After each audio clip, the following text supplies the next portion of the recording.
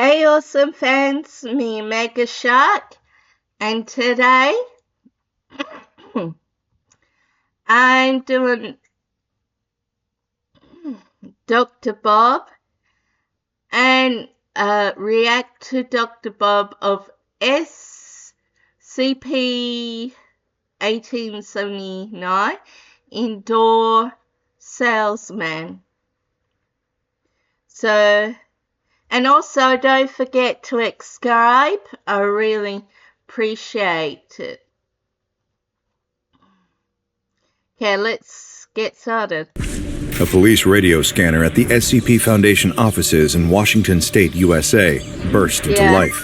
It's just picked up evidence of anomalous activity.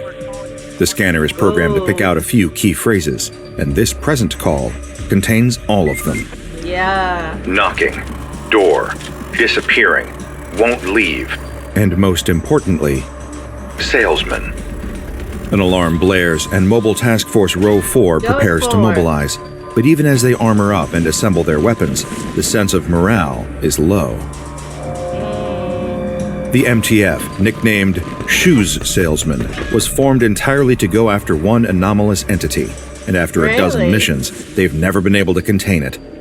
Still, there's work to be done. If the anomaly can't be contained, there will be amnestics to administer, items to be confiscated, and in the absolute worst-case scenario, cleanup to be done. The MTF agents load into their Foundation standard tactical vehicles and speed towards the source of the 911 call that, if they're right, marks the appearance of SCP-1879. This SCP is Keter class, not because of its incredible size or power, but simply because its anomalous properties make it completely impossible to contain. Anywhere where there's a door, this SCP can manifest and disappear just as quickly. The only stroke of luck on the Foundation's part is that, at least at the time of recording, SCP-1879 has only ever manifested within Washington State.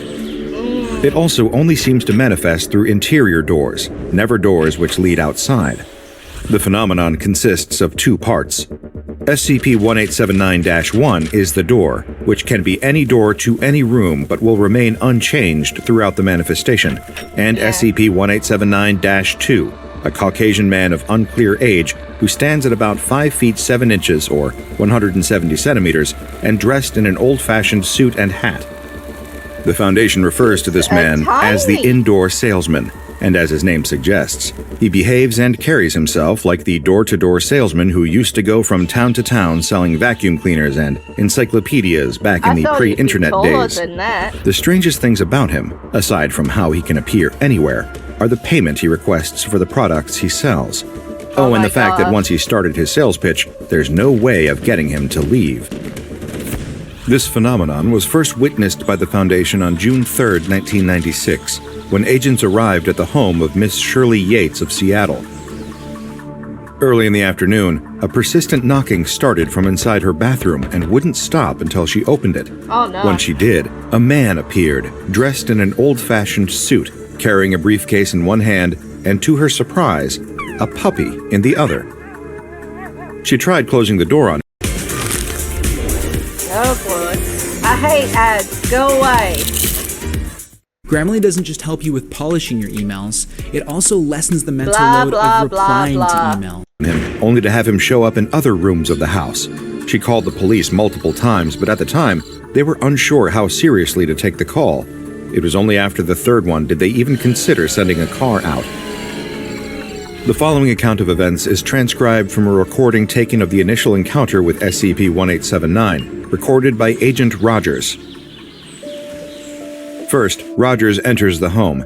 The salesman is speaking rapidly at an increasingly distressed Mrs. Yates, holding a juvenile border collie out towards her. Rogers tries to speak to Miss Yates, only for the salesman to shift his focus onto Rogers. "Oh good, maybe you'll listen to sense," says the salesman.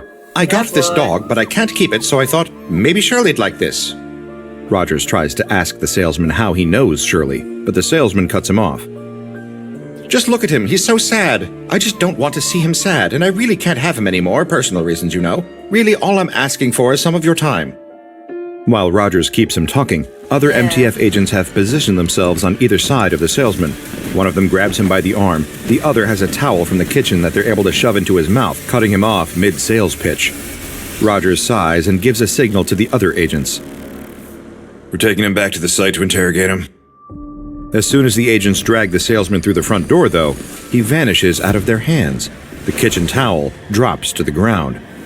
Immediately, the sound of the salesman's voice is heard again from inside the house. Mrs. Yates is, at this point, in tears.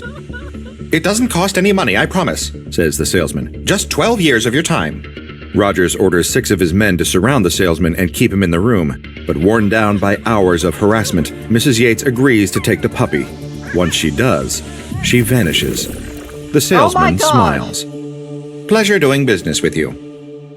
While the agents are distracted looking for any sign of Mrs. Yates, the salesman steps into a hallway closet and vanishes. The recording ends here. Our records of the case indicate that Mrs. Yates's family were amnesticized following her disappearance. 12 years later, she reappeared in her house, having not aged and having no concept of how much time had passed. This event was bizarre, but further manifestations showed that the salesman was capable of much worse. This was the case with Mr. Devin Pierce of Walla Walla, who the salesman offered a single red rose. The requested payment, all I want is your heart. Pierce begrudgingly accepted. He was sure to let the salesman know that he didn't swing that way, but he'd accept the terms since it was almost Valentine's Day and the salesman had promised to leave. The two of them shook hands, then Pierce took the rose. The salesman left through the same office door he'd entered from. The agents chased after him, but he seemingly vanished as soon as he'd crossed the threshold. Back in the living room, they heard a loud crash. As soon as Pierce took the rose, he hit the floor, dead. Our agents embedded in the county coroner's office were able to spin his death as sudden cardiac arrest, but an autopsy later revealed what we'd suspected at the time. His heart was completely gone. That's just one example of the indoor salesman's twisted sense of humor. Like the fairies and genies from old folktales, he takes things literally, and any strange payments he requests should probably be interpreted in the worst, most esoteric way possible. For example, in one case, he asked the affected person if she'd agreed to pay him in exposure, which caused her to disappear from her home and reappear 60 miles, 96 kilometers away, on the slopes of Mount Rainier, frozen to death. Another man was asked to pay in experience, and he promptly lost his memory of his entire life following high school graduation. Another victim of the indoor salesman was told, "I could really use your support," only to have all of their bones vanish from inside their body. MTF Row 4 hoped today's interaction with the salesman doesn't go that badly. With any luck, it'll be more like the time where the salesman, in exchange for 220 bananas, told the homeowner to give him some sugar before making all of the sweets in the house vanish. That one only resulted in the application of mild amnestics, the victim's children being upset, and the family needing to eat a lot of banana bread and banana smoothies for the next 6 months. The task force's aim now, by any means necessary, get the salesman to give up any information at all about where he comes from and, more importantly, what he wants. They arrive at the Tacoma apartment building where the manifestation happened and run up the stairs to the victim's apartment. The door opens, and the owner of the apartment is apparently alone again. Rogers asks what happened, and she says she just wanted to get rid of him. On inspection, agents find a thermonuclear warhead in the kitchen. It's judged to be non-anomalous, but still extremely deadly, and is quickly carted off to non-anomalous storage. Agent Rogers asks the woman if the salesman wanted anything, and she explains that he'd asked for her soul. Further examination of the woman proved that she was physiologically unchanged, but further investigation found that 2 of her vinyl records, Lady Soul and Almighty Fire by soul legend Aretha Franklin, were missing. Amnestics are administered where needed, and Agent Rogers and his men pack up and leave. Another failed attempt to capture the salesman, and this time it feels almost like he's making fun of them. But then, the team gets a lucky break. The police scanner detects a possible second manifestation in the same town on the same day. Maybe this time, the Foundation will get something they can work with. The black vans appear outside the home. 6 agents approach the front door. The rest are sent out to amnesticize the neighbors who have come out to see what's going on. The owner of the home, Mr. John Grayson, has been hearing knocking and voices from inside his laundry room for the past 6 hours. Based on new orders given by Rogers to embedded SCP agents, You. Just you. Oh, come on. Building your app. On base 44. I'll be within the quiet. police, Mr. Grayson has been instructed to keep the door closed until the authorities arrive. When the team gets there, Mr. Grayson tells Rogers that in addition to the knocking, he's also heard the salesman's voice from inside the laundry room. He's been getting agitated. His cheerful demeanor is starting to crack, revealing desperation underneath. This might be what the Foundation needs to find out more about the salesman's true motive. Before opening the door, Rogers tells Mr. Grayson to leave the room. Rogers turns on his recorder and stands by the door. His plan pays off. After a few more minutes of the salesman yelling to Mr. Grayson through the door, Rogers is able to record him talking to himself. I have to meet the quota by tomorrow, The salesman grumbles. or else I have to stay in this world for the next century. After complaining to himself, he resumes his cheerful voice for a second, trying once more to get the homeowner's attention. Hey, I know you're there. He shouts to no response. Spare a moment of your time? He lowers his voice. Why does the boss even need this stuff anyways? Then the agents hear the tinny sound of an old cell phone ringing, then clicking open. The knocking stops. Yes, boss. A pause while the person on the other line responds. Rogers can't make out words, but whoever the other voice is, they aren't happy. Oh boy. The salesman continues. I know, that's not what you meant by soul. I just thought you'd get a kick out of it. He's cut off again by the voice on the other line. Yes, sir, I will. Yes, I'm sorry, it won't happen again. Please don't hurt it. I'll meet the quota this time. I swear. The phone snaps closed, and the salesman puts it away. I better get to move up to at least accounting this time, He mutters under his breath. At this point, he resumes knocking and doesn't say anything else. Eventually, Rogers realizes he's not going to get anything else, and he opens the door. The salesman is all smiles, until he recognizes Rogers from previous encounters. His smile drops immediately. Hello, Mr. you. Hello, Rogers says curtly. Now, I'd like to ask you... Even when cornered, the salesman doesn't miss a beat. He cuts Rogers off and starts ranting in the same upbeat, pushy tone he uses for his sales pitches. Now, see here, let's think logically. The salesman puts his hand up in a gesture of good faith. You know I'm not going to tell you anything. I know you're not likely to buy what I'm selling, so let's just move on to greener pastures, I'm coming up close to a deadline, and I'm sure you're swamped with making sure good people don't do their jobs, so I'll just be on my way and let you do that. Ciao! He tips his hat and tries to pull the door closed, but Rogers holds it open. He motions towards the other agents, who grab the salesman and detain him. If they're not going to be able to take him anywhere, they might as well try and interrogate him right here and now. Rogers raises his gun, a reminder that he could use deadly force if it came down to it. Now, you gonna talk to me? The salesman shrugs. Look, I'm busy, so I'll tell you what, the salesman says. I'm going to give you something. No money out of your pocket, and we'll call it even. Sound good? Rogers didn't even have to agree to the terms for this offer. Within just 3 seconds of the salesman's question, every agent present, Rogers included, doubled over in pain and started coughing up blood. Within minutes, all of them were dead. The salesman decided to cut his losses and leave, walking back out through the laundry room door and disappearing. The cause of death of the entire MTF team was confirmed to be massive internal bleeding, caused by the manifestation of coins in their digestive tract and epidermis. The salesman would be spotted the next day as well, in the same neighborhood, but demanifested before the Foundation was able to take action. The indoor salesman is a curious anomaly for a number of reasons, but of particular interest to me is the fact that he doesn't seem to be doing what he does of his own free will. Nope. While his twisted deals often lead in deadly directions, this isn't always the case. The call overheard by Agent Rogers suggests that perhaps the less violent payments taken by the salesman are a sort of compromise based on his boss's non-specific instructions. Furthermore, it's clear that the salesman is only doing this in the hopes of being promoted, at least to accounting. But what exactly that means for him, we won't be able to say until we know who he works for. All we know is that he's trapped, to some degree, in our world until he completes his job. That just leaves the question of who the salesman works for. From the scant details we have, we can't say for certain if it's any known groups of interest.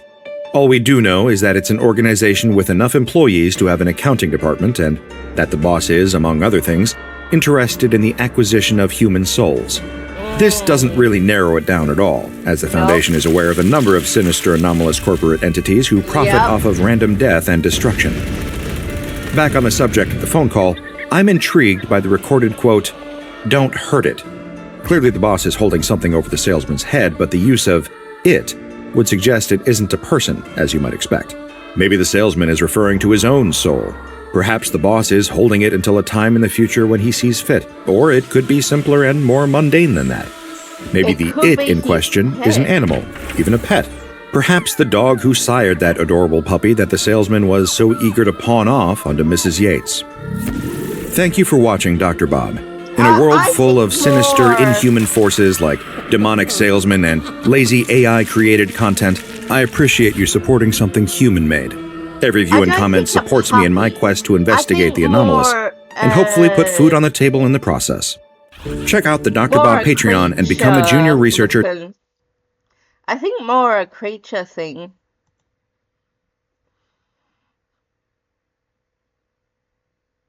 Okay, this one here. Hungry Jack's is bringing home the bacon. The OG Baconator. Flame-grilled Aussie beef. Sizzling bacon. On bacon. On bacon. On more bacon. The Baconator range. The burgers are better at Hungry Jack's.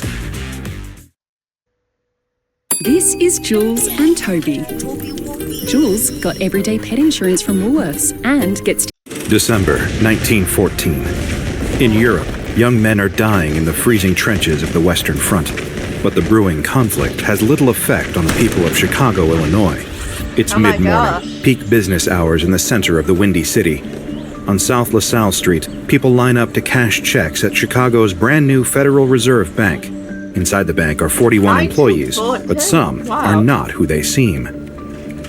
These are the Pulaski crew, and the 6 men are about to carry out their first and only heist. A few of them are dressed as guards, and they all keep their heads down. They try to make sure none of the bank workers, the real ones, notice them, or the fact that all of them have Colt 1910s hidden in their jackets. Oh my god. They're not exactly planning on shooting the place up, and they're not going for the cash. They've got their sights on the 2,000 short tons of gold bullion being kept in a locked vault in the basement as part of a classified government handoff. One of the gang, Giuseppe Permonto Fiori, a short Italian with neatly slicked back hair, chats with one of the tellers. Permonto's got a silver tongue. He's able to walk into any room and talk to complete strangers like he's known them for years. The teller is immediately charmed by him, as he asks her to walk him through opening a new account. The distraction is good enough to keep her from noticing as 2 more members of the team, Chinese twins Ah Tom and Ah Num, subdue 3 nearby guards. They don't use their guns. The noise would cause a panic, and for this job to go smoothly, they can't make a sound. Nobody is quite sure how they do it, but within seconds, the guards are unconscious. Now it's time for Mads Moody to step up. With frightening strength, he's able to lift up the unconscious guards and carry them out of sight, as if they were just sacks of flour. With them out of the picture, Moody and the twins take their places, as if nothing had happened. While all this happens, the crew's leader, an imposing figure named Richard D. Chappelle, watches on, surreptitiously giving signals to his men. Chappelle is a notorious figure in the Chicago underworld, but despite his notoriety, nobody even seems to react to his presence outside of the other members of his crew. The 6th member of the team, Louis Bernstein, a slight Jewish man with round glasses, waits apprehensively for the boss to give him a signal. But it's not his time yet. Right now, it's Permonto's turn again. He pulls his gun out and puts his silver tongue to good use, calmly instructing the bank tellers and customers to get down on the ground and keep quiet. Against all odds, everyone complies. With a stolen set of keys, Chappelle, Moody, Bernstein, and the twins gain access to the basement vault. They reach the vault door, heavy and made of solid steel. It'd take days to crack this safe the normal way, but Chappelle and the Pulaski crew have a few tricks up their sleeve. "You're up, Bagels," Chappelle says, giving Bernstein a nod. With a go-ahead from the boss, Bernstein steps forward. He puts his hands on the door. Fire surrounds his fingers as the metal starts to get hot. Like a human welding torch, Bernstein is able to burn through the vault door to get to the riches within. The Pulaski crew are an all-anomalous heist crew, and their leader, Chappelle, isn't just any mafia boss, the head of the infamous Chicago Spirit. His anomalous ability? He's a Type C reality bender. Permonto has the power of persuasion, able to convince anyone to do anything. Moody is super strong, the twins are adept thaumaturges, and Bernstein can create and control fire. It's the perfect combination of powers needed to pull off the perfect heist in just 19 minutes. Or so they thought. By the time Bernstein gets the vault open, it's clear that something's off. The spell that was seemingly cast over the bank has broken, and the sounds of gunshots and approaching sirens don't bode well for the team. Bernstein looks around, hoping to get instructions from the boss on what to do, but Chappelle is nowhere to be seen. And when the smoke clears, neither is the gold. Later that day, the entire crew, save for Chappelle, have their pictures taken at the police lockup. The Chicago PD don't exactly know what to make of the heist, the way they were able to subdue their hostages so easily, the fact that they melted the vault seemingly without a blowtorch, and especially the way the gold bullion evaporated into thin air. That's where embedded SCP agent Detective Chad Pick comes in. He interviews Bernstein first. Maybe it's just because of the glasses, but he seems like the kind of man who'd be smart enough to do the right thing. Pick enters the interrogation room and takes his hat off. Detective, what can I do for you? Bernstein asks, as if this was a house call and not a police interrogation. I think we both know the answer to that question, says Pick. Bernstein smirks. Refresh my memory. Pick cuts straight to the point. He asks where the money is and where the man is who took it. At the mention of Chappelle, Bernstein's expression darkens. Even if I did, give me one good reason why I would tell you. Pick folds his arms and raises an eyebrow. I've got 30 reasons that a federal judge is more than happy to give you. Bernstein seems unmoved by the threat of jail time. Despite his looks, it seems like he's every bit as hardened a criminal as his associates. At least in jail I'll be alive, he scoffs. Have you ever met Mr. Chappelle, Detective? Even with as long as he'd been embedded in the Chicago police, Pick hasn't met Richard Chappelle. When he says as much, Bernstein gives a dark chuckle and tells him he should count himself lucky. Usually in this business, Bernstein explains, the closer you work with someone, the less you fear them. For Mr. Chappelle, the opposite is true. I worked with him in one of the biggest robberies ever planned, and I'm just as scared of him as everyone else. Is that right? Pick gives him a skeptical look. Bernstein shakes his head. No, he corrects. More. I've seen what he does to snitches. But in Albion, no matter where you go or what you do, your mouth will accompany you on your journey. Perhaps. Of course, this is all moot. I don't know where he is. He leans forward, his voice dropping to barely above a whisper. And frankly, the less I talk about him, the better. Pick pauses, scratching his chin thoughtfully. He'd been hoping he could get more out of him, but at least he knows one thing for sure. I know you know where the gold is. Bernstein shakes his head. I haven't killed anyone, which means I'm free of capital punishment, he says. Why shouldn't I just serve my time and then come back for it as a free man? Pick smirks. What makes you think you're the only one with that idea? At this, Bernstein blanches. Yeah. The other four are planning the exact same thing, says Pick. And who's to say they won't get out early for good behavior? Bernstein is at a loss for words. A bead of sweat rolls down his forehead. He understands exactly what Pick's implying. Yep. I don't know where it is, he explains, but I know what happened to it. It was the twins. They went in and did some of their foreign hocus pocus. Pick opens his notebook and starts scrawling down some quick notes. Mr. Chappelle, he said he had it all planned out, Bernstein says. He wouldn't let something this risky flop. He's planning something. Yeah. Pick makes some more notes. With Moody, no doubt, Bernstein continues. He'd take a slug for the boss. They're up to something, I know it.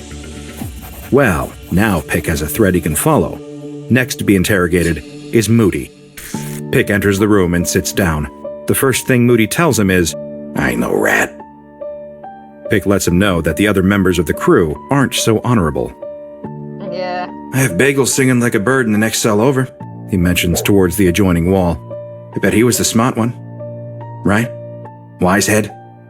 Yeah, Moody grumbles. But why don't you go on and follow his lead, huh? Pick folds his arms. Don't be a patsy, spill the beans. What do you want to know? Moody says. You said it yourself, Gumshoe. Bagels and the boss planned it all out.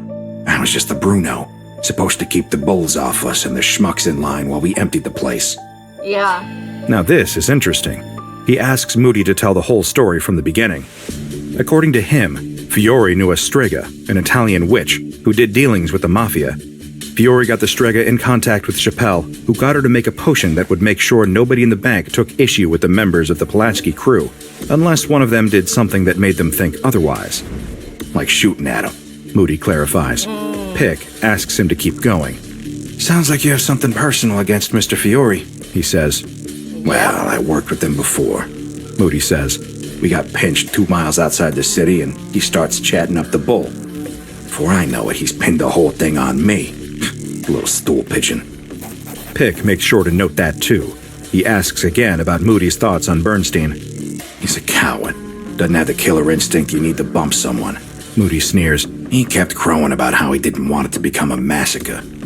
This makes Pick think back to how insistent Bernstein was that he hadn't killed anyone. Finally, he asks about Chappelle.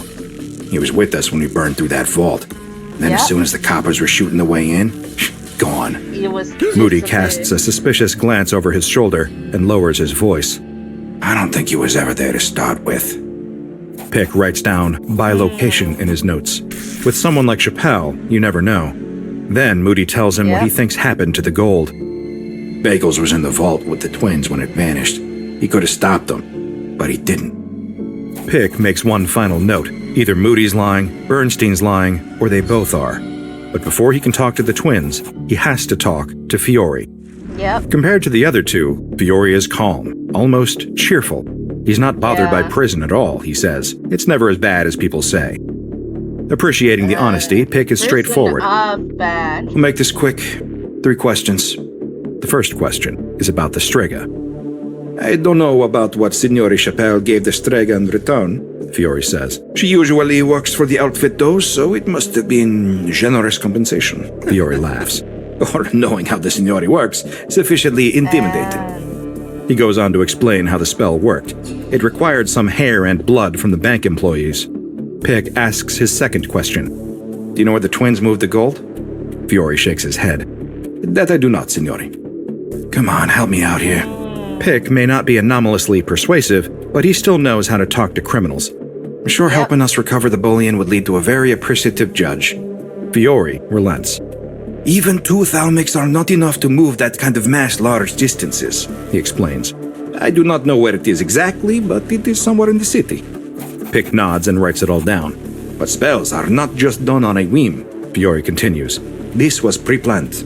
I think that the twins and Signore Chappelle double-crossed all of us. Pick takes this to mean that Fiore doesn't know where Chappelle is either. Pick thanks him for being more accommodating than the others. I don't think all They're of them lying to know. their teeth, Fiore says. They have no reason to lie, but Signore Bernstein is looking at the murder charge. Pick's eyes widen. Suddenly what Moody said about him makes sense. He asks Fiore to clarify. He burned through the vault door, without realizing there was a guard stationed on the other side. Little more than a pile of charred bones now. Then the time comes to talk to the twins, Ah Num and Ah Tom. Pick is only able to speak to Ah Tom, though, as Ah Num was rendered mute by having his tongue cut out many years ago. Oh my like gosh. Fiore, the two of them are as cool as cucumbers. Pick cuts to the chase. Where is it? Where's what? Says Ah Tom. Pick grits his teeth. Oh, come on. Lawn's looking a bit dry. Can't win the green. Don't jerk me around. I know you two couldn't have moved it far. You seem tense, officer. Ah Tom grins. Perhaps you have a personal stake in finding the bullion. You'll never find it without us. And I think you know what we want. Pick frowns. Not here to make deals. The twins look at each other. Ah Num signs something to his brother, then they both look back at Pick. We are, says Ah Tom. Watch that tongue, says Pick, unless you want yours cut out too. There's a stunned silence. Ah Tom furrows his brow. How did you know my brother's tongue was cut, detective? He asks. Pick clears his throat. Bagels told me, he says. Ah Num holds up 7 fingers. The number of bottles we were given, Ah Tom explains. Would you like to parley, officer? At this point, Pick sends the stenographer out, and the rest of his interview goes untranscribed. We don't know what was said in that room after that moment, only that the next day Chad Pick failed to show up at his desk at Precinct 17. When a concerned coworker went to his apartment to check on him, they found the place wrecked with blood everywhere. Pick's body was found shoved into the closet, missing chunks of hair and nearly all of his blood. Curiously, though he'd been seen the previous day, it seemed like his body was already in an advanced state of decomposition. When additional officers arrived at the crime scene, the bodies of Ah Num and Ah Tom were found in the dumpster in the alley behind Pick's residence, wrapped in canvas drop cloth. The cause of death for both was a single gunshot wound. We still don't know how either escaped, and the whereabouts of both Richard Chappelle and the stolen gold are unknown. The Foundation's current hypothesis is that the so-called Agent Pick was an associate of Chappelle's, making use of the Strega's potion to impersonate the real Agent Pick, who he'd killed earlier in the week. This person was presumably also the one who snuck Ah Tom and Ah Num out of their cells. But the question remains, who was the killer? Did this unknown associate shoot the twins in a disagreement over what would happen to the gold? Or did a third party get wind of their scheme and ambush them? Maybe all three were killed simply to tie up loose ends, and only Ah Num and Ah Tom's bodies were found. Perhaps the killer and the imposter were both Chappelle himself. Even though he was seen at the bank during the heist, his ability to bilocate means that he easily could have been in the police station at the same time. And what about the supposed guard who Bernstein killed? Perhaps it really happened. Or perhaps Fiore was lying to make his associate look more guilty than he was. Then there's a possible third option. If the spell to move the gold was pre-planned, maybe the charred bones didn't belong to a guard at all, and were just some kind of grim somatic component to the twins' thalamic workings. When it comes to criminal matters, it's never entirely clear who's telling the truth and who's just trying to save their own skin. Given that forensic technology was in its infancy in 1914 and all of the involved parties are long dead, it's possible that even with the full resources of the SCP Foundation, we may never know what happened. We invite you to read the files on this case in its entirety. Perhaps if you spot something new, you might be the one to finally solve a century-old mystery. Check out the Dr. Bob Patreon and become a junior researcher. What I think, Chip, because the first guy, he said he was so scared of Chappelle, because if he said not to talk about him because how scared. I wonder that when the detective was talking to the twins, they might have deal with him of saying, knew what Chappelle was up to, and that of secrets of things. So Chappelle killed the detective and the twins to keep the secret what Chappelle did, where he's hiding the gold and everything. So yeah. Also fans, let me know what you think. That'll be it for now. Don't forget to hit that like button and subscribe and comment down below. Have a nice day, awesome fans. Bye.